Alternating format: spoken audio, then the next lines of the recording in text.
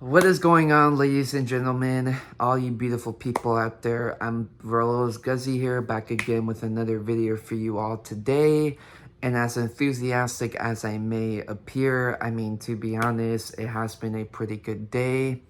Ice Cube, thank you for that iconic song. The topic in this video will be pretty adult theme, and viewer discretion is advised. And when I say viewer discretion is advised, I just mean in terms of the topic.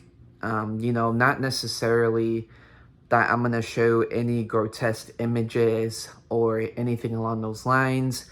More so that it's just a serious topic, and some of you may not feel comfortable, with death. So if that's the case, I would advise you to get out of this video now and watch a cool Mr. Beast video or a Minecraft video or something that just makes you happy in general.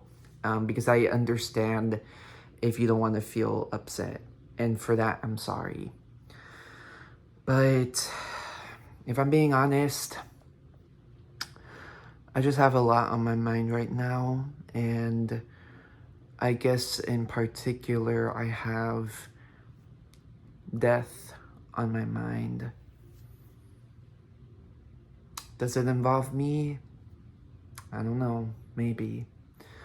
But yeah. So why does death scare me?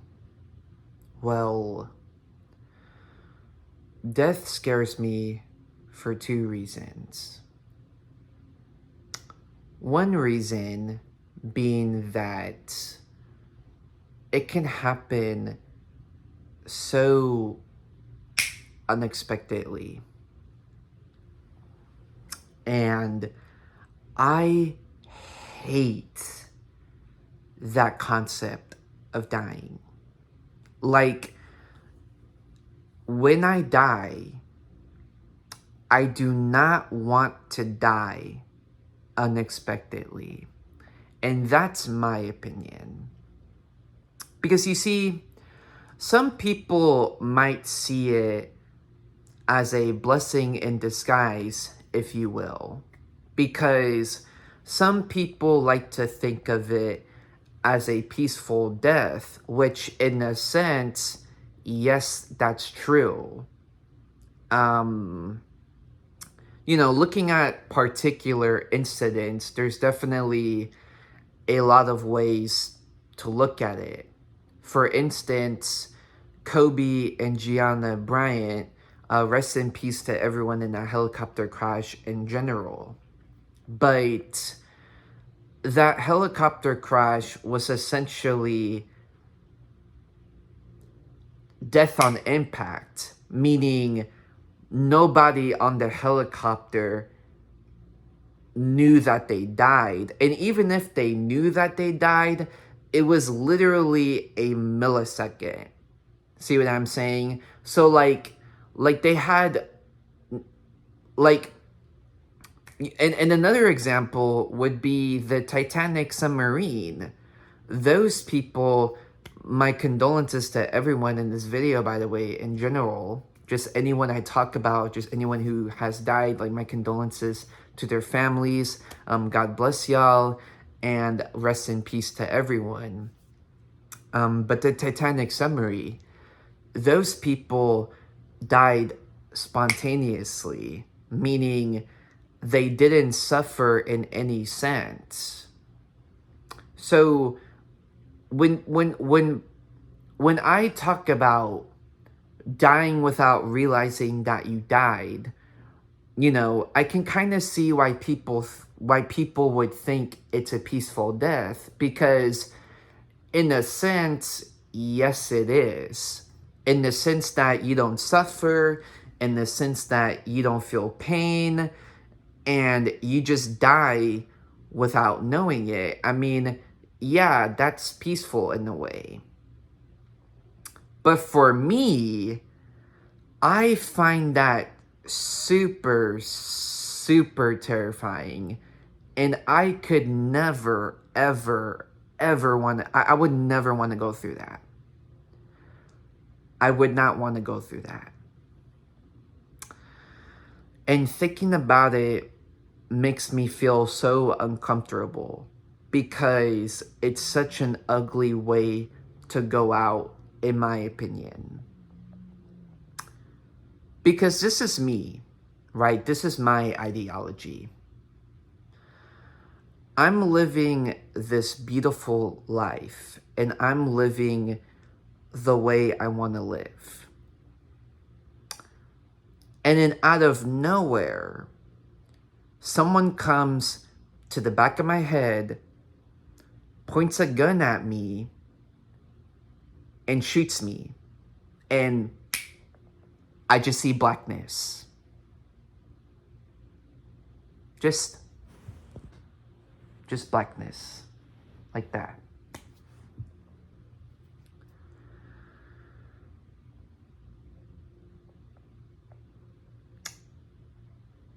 I'm literally living my life. And just like that, I'm dead. I had no goodbyes.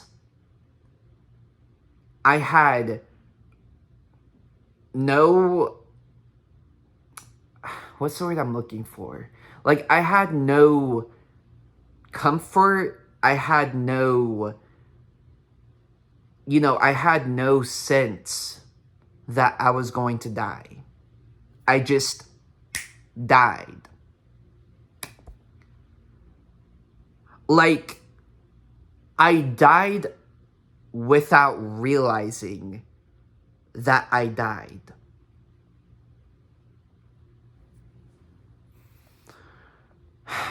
Now that for me is really, really dark because I couldn't tell my loved ones goodbye.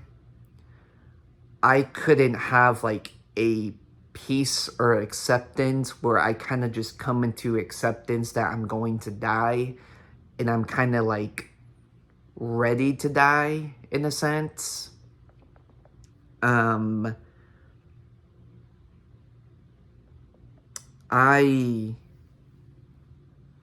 just died. And I wouldn't even feel anything. Like, I wouldn't feel pain, I wouldn't feel suffering. But that's what scares me, is that I wouldn't feel anything because I would be dead. And I wouldn't have realized that I died. At the end of the day, death is a scary topic in general. And I'm not trying to offend anyone here because I know some people can have different ideologies and that's okay. But I shouldn't even be talking like this, but hypothetically, let's just say I happen to be sick. And it's really obvious that I'm not going to make it. I would rather have that than be dead spontaneously if I had to choose between those two solely. Because at least with the sick death, am I suffering? Yeah. I mean, it's not going to be painless. Is it going to be scary at the thought that you're going to die? Yeah, it can be scary. But I feel like at some point when you're in that state, and I mean, to be fair, everyone is different. But like for me personally, I feel like at some point when I'm in that state, I would like kind of come into acceptance that, oh, I'm going to blank. This is it. Right? And when you have that acceptance, you kind of have peace in a way because you're basically prepared to go away. Like you're ready to see God, you're ready to be in the afterlife, or you're ready to just be gone in general, because you're prepared for it. Like you're prepared for it mentally and physically. Like you know it's going to come.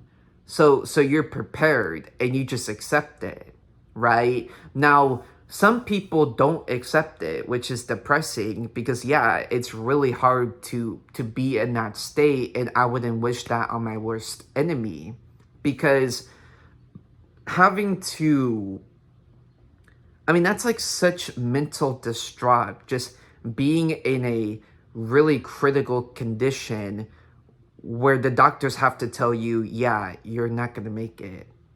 You're not going to make it. But see, the difference between that and dying spontaneously is, at least,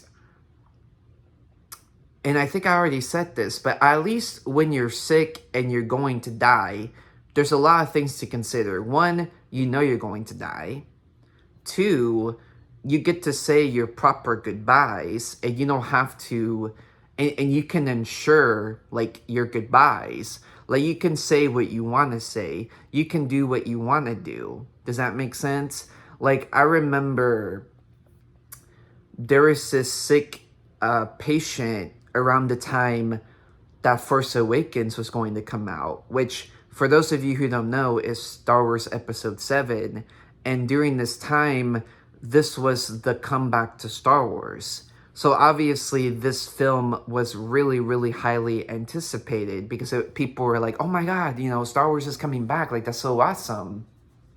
So there was this sick patient who was such a big Star Wars fan, and they loved Star Wars so much that, but what was messed up about like their situation is that their health was so deteriorated that they just knew that they weren't going to make it for the release of Force Awakens, meaning they would die not seeing the film. So I don't know if he like went to make a wish, or he contacted Disney, or whatever the case may be, but ultimately Lucasfilm or Disney greenlit the situation, and which was really nice of them, and he was able to watch The Force Awakens before anyone else, because by that time Force Awakens was probably not going to come out for like maybe half a year by that point. So he was one of the first like people to watch it in general. But on top of that, he got to die happy, because he was like, I got to see this film. Like, I got to see this film and I didn't miss it. And there's so many other situations like that. Like, I know Valve did that with Half-Life 2 for someone. I know Vince Gilligan did that with Breaking Bad for a kid who was sick, which I'm pretty sure... actually, that kid had a lot more luck too, because Vince Gilligan asked the kid, he was like, what do you think I should do with the show? Like, what should I... like what do you want to see happen in the show? And the kid had requested, he was like, well, we never get to see Gretchen and Elliot. Like, I wonder what they're up to. Which is why they have such a big emphasis on the finale. So I just think it's so cool. Like, obviously, God bless, like, that kid should still be alive with us. But I do think it's so cool that that kid just basically made Breaking Bad lore. Because, yeah, Gretchen and Elliot do have a big emphasis on the finale. That's why Walter goes back and seeks vengeance, because he hears them talking shit about Walt, So Walt is just like, like Gretchen and Elliot, like I'm gonna show them who's boss. But then also, Gretchen and Elliot, like they're the ones who are going to give Skylar and her family the money that Walt made. So, Gretchen and Elliot definitely had a impact on the series in general. Kind of like Avengers Endgame, where basically Ant-Man is the reason, or not Ant-Man, but basically, well, kind of Ant-Man. Ant-Man and the Rat are the reason why everyone came back in Avengers Endgame. It's like that situation. But you see what I'm saying?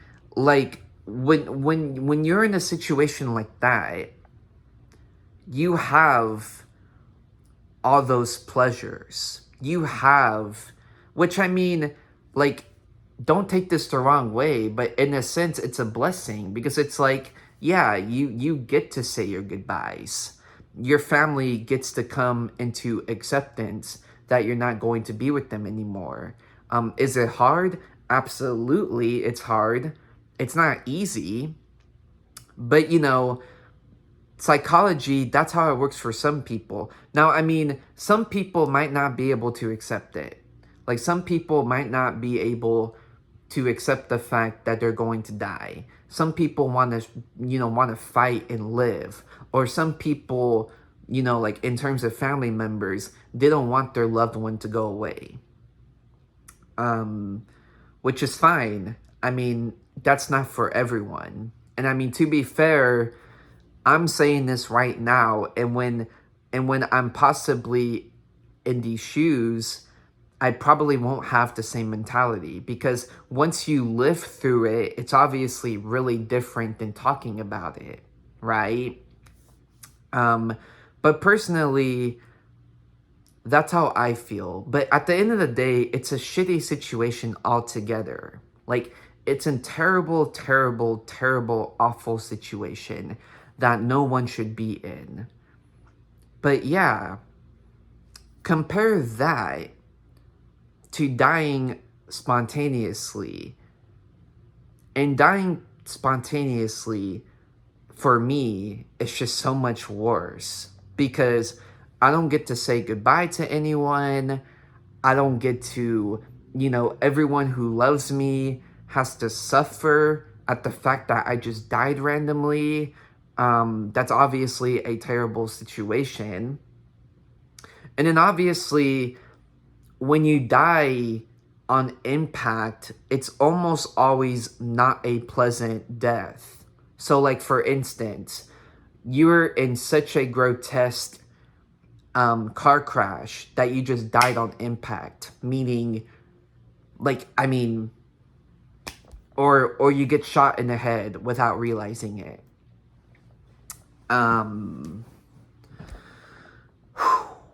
Yeah, this is hard. Another thing about death that scares me as well is people who die unexpectedly, because I do think it's very, very tragic, and thinking about it right now, like, honestly, like, makes me want to cry because I just couldn't imagine someone really close to me, like, just dying on impact, like, just dying randomly out of nowhere. Jesus. It's hard. It's so hard to go through that. Like, it really, really is. Because and I mean, that's life. I hate to say that, but I mean, that's life. It really is. And it's ugly. It really, really is ugly. I mean, Jesus Christ. Yeah.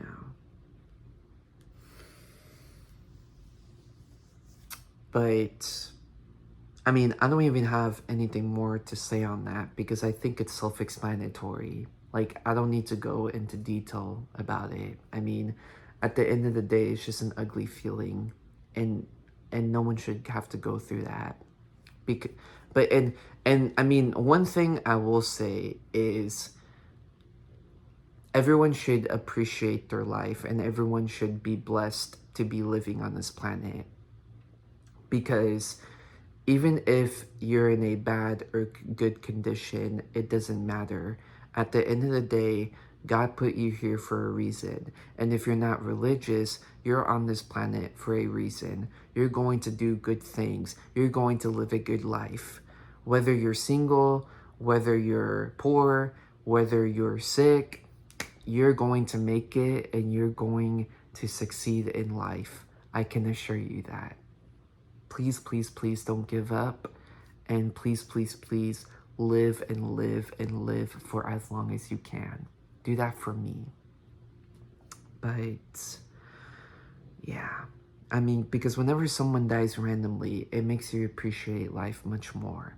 Because you're like, man, life is so beautiful. And like, I need to hug my mom every day. And this is gonna sound dark, yes, but in a sense, you never know when your last hug will be. And you don't want to be in regret or denial when something tragic happens. So like, for instance, if you and your mom have a really, really ugly argument, but then that happens to be the same day when your mom unexpectedly passes away.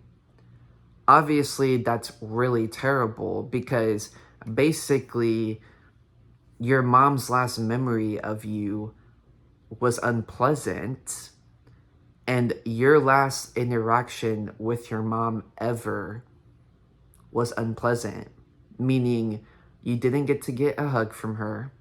You didn't get to have like a sweet moment with her.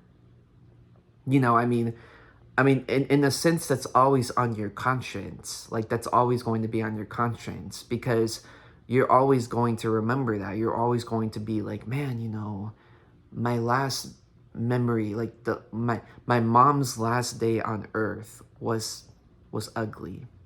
But I mean, in situations like that, you just have to remember that whoever it was that you had an unpleasant memory with, like as in the last memory, you just have to remember that that person is grateful that they had you in their life in general. Because, families, right? Like, I always argue with my parents. Obviously, we never have, like, there's always going to be arguments here and there, but that doesn't mean that we hate each other.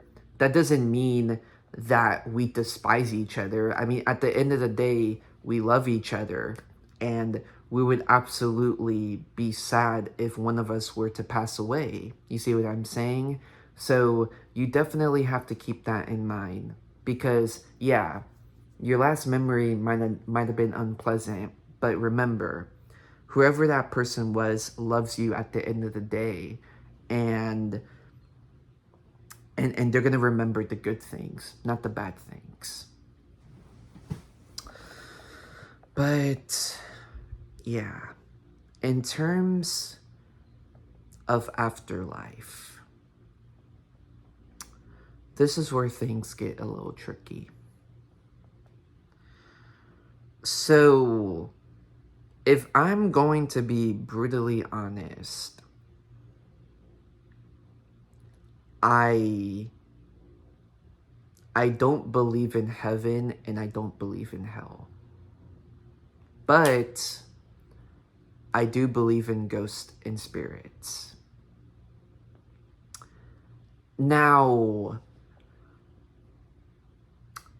there's no particular reason why I don't well, actually, there kind of is, but it's really hard to explain my reasoning. So, I just want to clarify that I'm very religious. And I do love God, I do love Jesus Christ, and I fully believe in them. I'm a Catholic. I love Jesus and God. I fully believe him. I pray as much as I can. I always rely on God and Jesus whenever I need help, and they've helped me in the past. So, the question is why don't I believe in heaven and hell? Well, for one, I think a part of me doesn't want to believe in heaven and hell because hell is really, really scary. Hell is really, really scary. So it's kind of like, if you believe in heaven, then you have to believe in hell too, whether you like it or not. But to be honest, I do think hell is really inconsistent because a lot of people have different ideologies of hell. As in, what exactly is hell? And what does hell do to you? And then, what does it take to go to hell and not heaven? Right? They're really inconsistent. And at the end of the day, there's not a concrete answer as to how to do about those two aspects. Because at least with heaven, it's like, okay, heaven is seen as this paradise to be in where you don't have suffering and you're just in eternal joy. And to be in heaven, you just have to follow the commandments and be with God, like have a strong relationship with God, right? But then when it comes to hell, it's like, no one ever seems to agree on hell. Like, no one ever seems to have a concrete answer about hell. Because one of the things about hell is,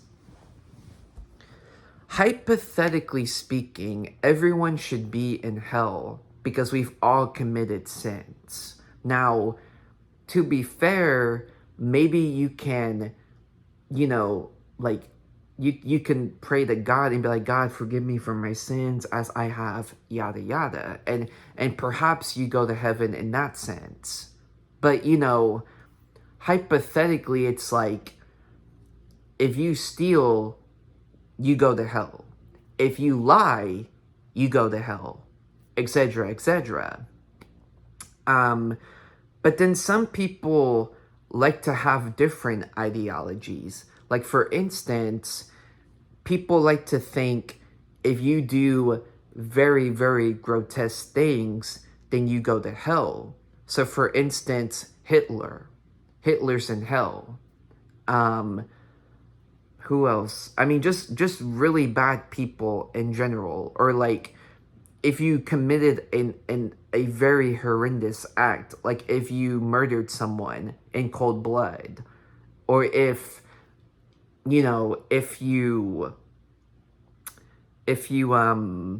obviously more grotesque acts that I'm not going to mention, but you already know what I'm referring to. Because, some people can be like, oh, well, why would you go to hell for theft? Like, theft is not a horrendous act, and I'm just quoting them. I'm not, like, saying this, but, like, people can be like, oh, like, theft is so little in comparison to murder. Like, why would a thief go to hell?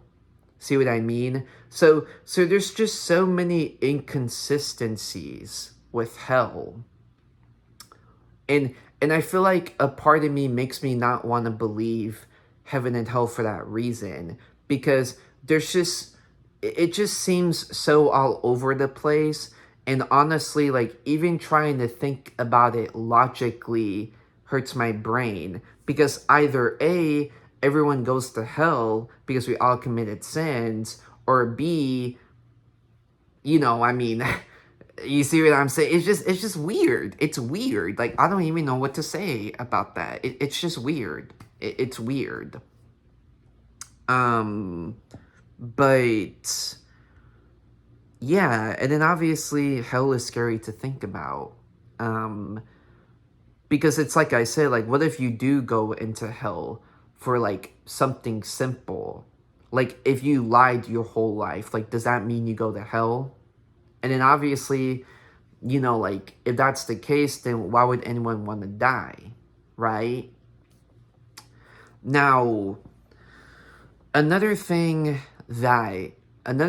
why I don't believe in heaven and hell is because my scientific background kind of comes into play with heaven and hell.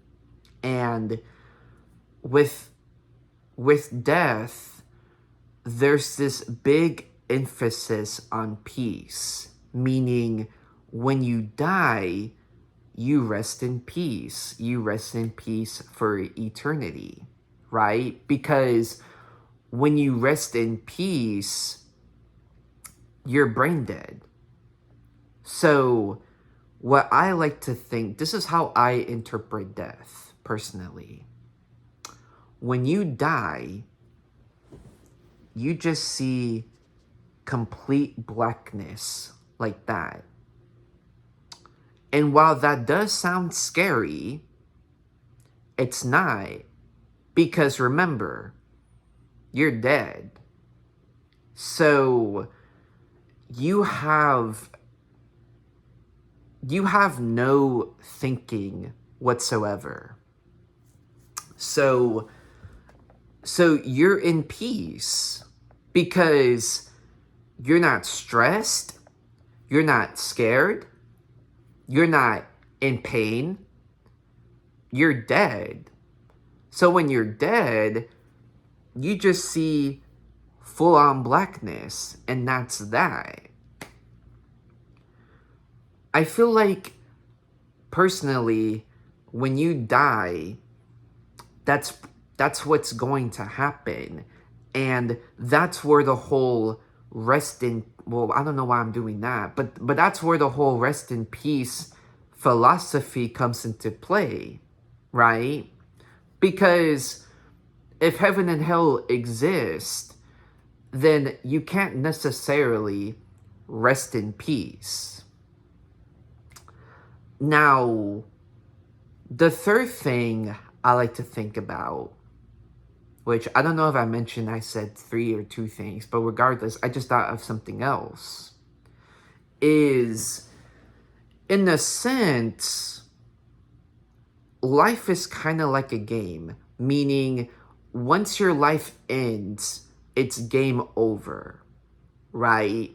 So that's why a part of me doesn't like to believe in heaven and hell, because I feel like when you die, you should truly rest in peace. Like, you lived your life and that's that.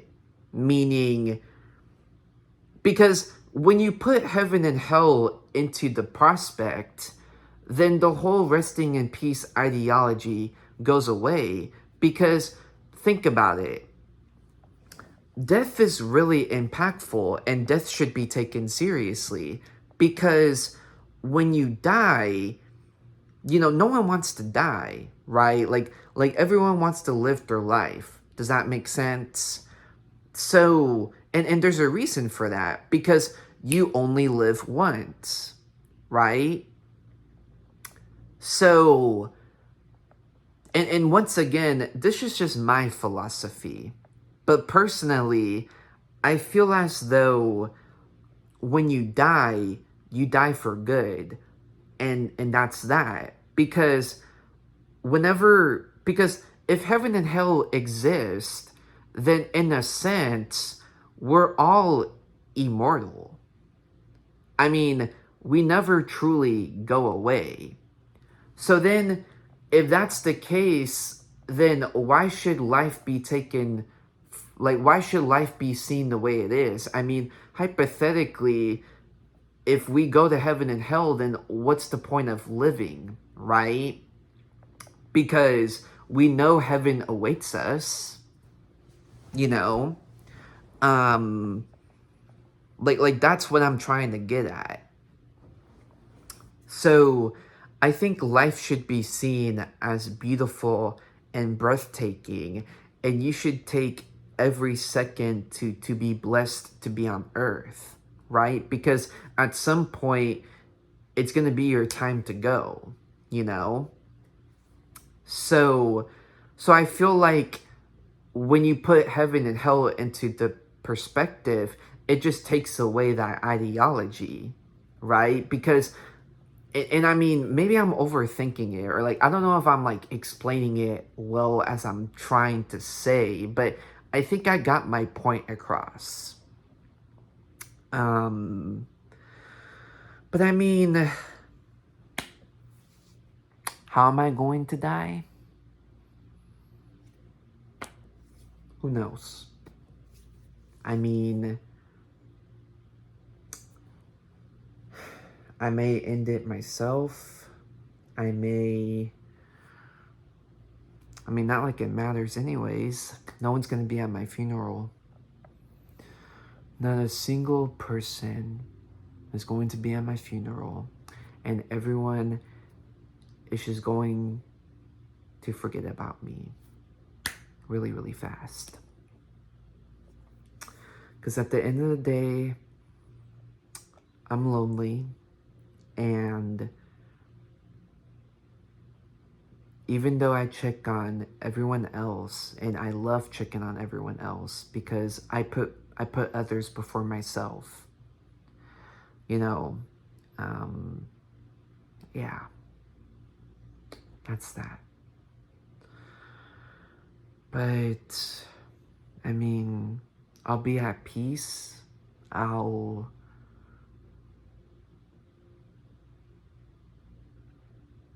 look over everyone. If there is an afterlife, I'll be in y'all's hearts. And yeah, because like I said at the beginning of this video, I do believe in spirits and ghosts. Because one, there's way too much evidence supporting ghosts and spirits. And personally, I am kind of scared of ghosts and spirits, but like not in the sense of like their demeanor, but more so in the sense of just because it's unnatural, obviously. Like I'm more scared of ghosts and spirits in that sense. But in terms of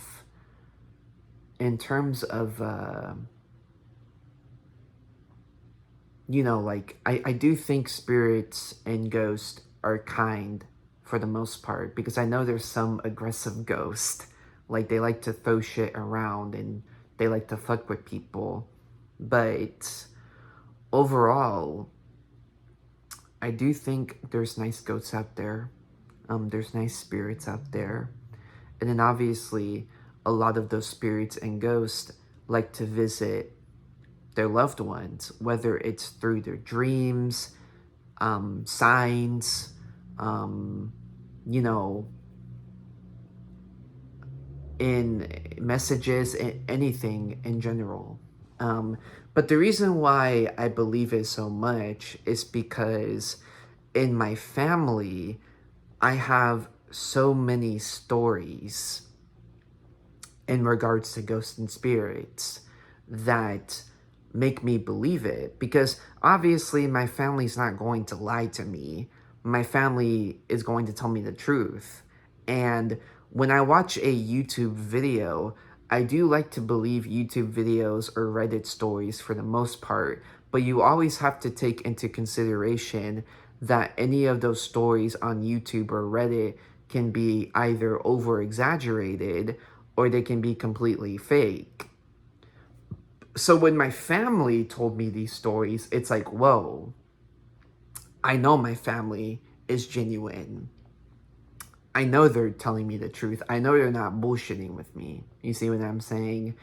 Personally, like me personally, I haven't had any ghost or spirit encounters, but I, I just know it's real because of my family, right? Because of what my family has told me. Because I feel as though like ghosts and spirits are kind of like, this is just my theory, but I like to believe that ghosts and spirits are a form of, how do I put this? They're a form of,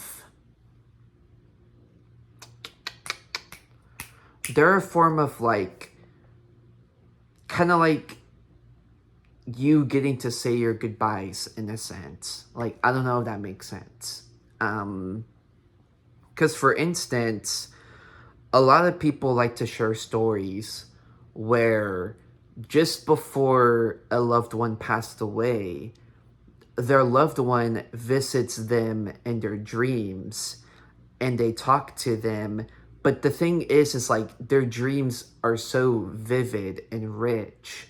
Like it's as though they're talking to the actual person and not just a dream, right? So, you have cases like that, and you have cases where, like, a spirit will visit someone in real life and maybe leave a sign or something, and then that's it. So I do feel like spirits are kind of like in the sense of like being able to be connected with your family, but not in the full sense of like heaven or hell, right? Because like I'm just gonna say like, well, I don't want to say these stories because like I feel like they're personal and like I don't want to give like too much information out, especially because they're not my stories to share. So if anything, I'll ask for permission and then I'll be able to share the stories. But for their privacy and out of respect to my family, I'm not going to share their stories. Um, but yeah, that's my ideology on spirits and ghost overall. But yes, just remember that you're beautiful and you're special. And if you ever feel like you want to leave this planet, please don't, because there are definitely other ways to go about it. And whatever it is that you're going through, you're going to get better, and things are going to get better in general. Believe me, whether it's tomorrow, whether it's months, whether it's years, it doesn't matter. At the end of the day, it's going to get better. But yeah, ladies and gentlemen, that's it for me. Roelos Guzzi, signing off. Peace.